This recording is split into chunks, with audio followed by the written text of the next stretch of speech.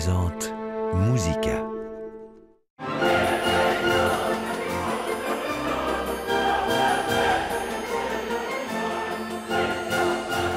Une comédie pleine d'esprit sur l'infidélité et la suspicion, inspirée d'une célèbre pièce de Shakespeare, mais dotée d'une saveur allemande.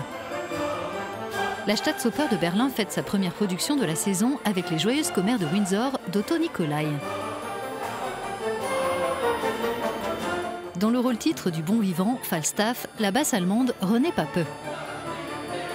Le maestro Daniel Barenboim dirige cette partition pleine de jovialité. Cette œuvre est dans l'ADN de ce pays. C'est de l'humour allemand à 100%.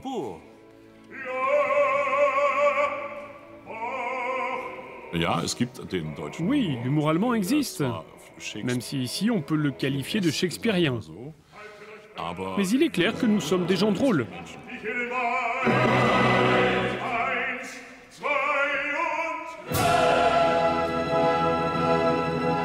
C'est ce qu'on remarque aussi dans la composition d'Otto Nicolai. De nombreuses références à d'autres œuvres y sont imbriquées. Elles sont présentes sous forme de clin d'œil.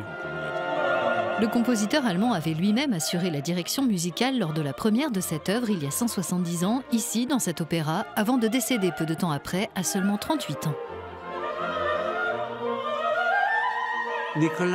Nicolai était évidemment une personnalité très importante. Il est né en Allemagne, mais il a beaucoup travaillé à Vienne, où il a fondé l'orchestre philharmonique.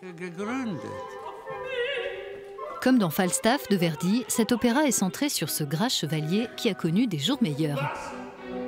Cet anti-héros tente de séduire deux femmes qui montent un complot contre lui et devient finalement le cocu du village de Windsor. D'un côté, il y a ces femmes de Windsor avec leur vie tranquille. Elles tuent le temps et commencent à jouer avec quelqu'un qui est totalement différent d'elles. Et de l'autre, il y a ce monde de Falstaff qui a décidé de vivre sa vie différemment, en dehors des codes petits bourgeois.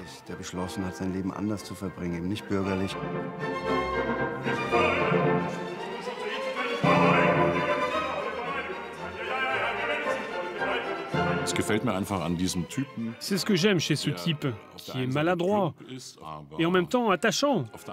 C'est un pauvre bougre. J'essaye de le présenter d'une manière où parfois il se remet en question.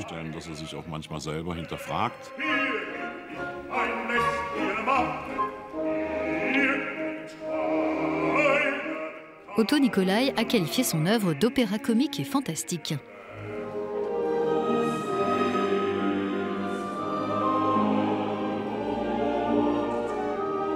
Le passage fantastique, c'est ce cœur à la lune à la fin du troisième acte, avec les elfes, les moustiques, les mouches et les moucherons.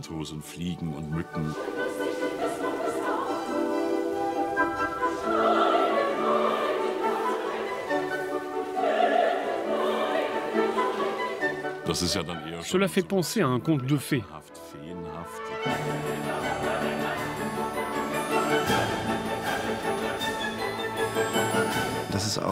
Il y a cette tentative dans le troisième acte de montrer que soudain ces mondes différents se désagrègent. La piscine reste en place, mais elle se retrouve entourée d'un paysage vide et ces mondes finissent par n'en former plus qu'un.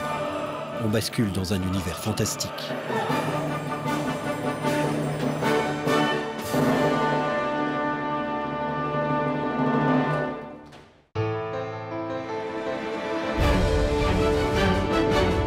Musica, la passion de la musique avec Rolex.